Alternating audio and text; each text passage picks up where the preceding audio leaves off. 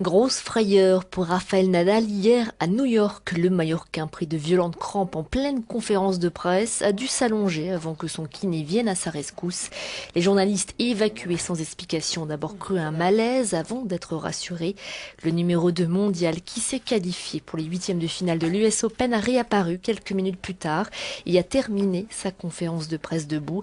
Nadal, rassurant, a expliqué que cet épisode ne mettait pas en péril la suite de son tournoi et qu'il allait reprendre l'entraînement dès aujourd'hui.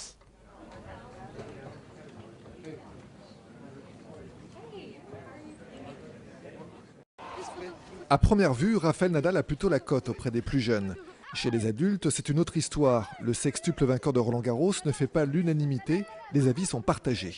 Je le trouve plutôt arrogant et pas forcément avec un jeu agréable à voir. J'aime bien ce style de joueur, très charismatique. Je l'ai vu plusieurs fois, je l'ai approché plusieurs fois et toujours sympathique avec ses fans. Que je le trouve un peu faux cul au niveau du fair play, toujours à féliciter l'adversaire quand il gagne aisément et à faussement féliciter quand il perd et ensuite trouver des excuses. En 2005, vainqueur de Sébastien Grosjean, Nadal est conspué 10 minutes sur l'une de ses balles litigieuses.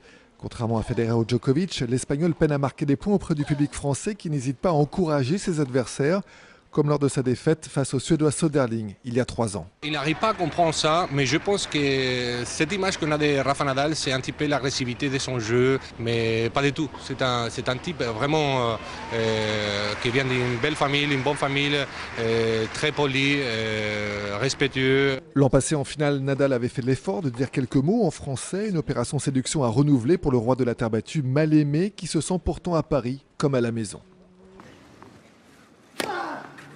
Rafael Nadal est un de ces grands superstitieux. Sur le court, il multiplie les rituels. À la finale de Roland-Garros, avant chaque service, son rituel se traduit par une série de tics, voire de tocs répétitifs. Ligne, chaussure gauche, chaussure droite, short, nez, oreille gauche, oreille droite, et ainsi de suite.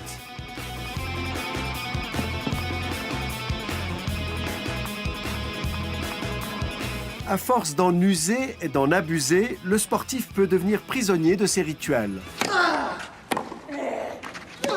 Pris des points avant même que le match commence.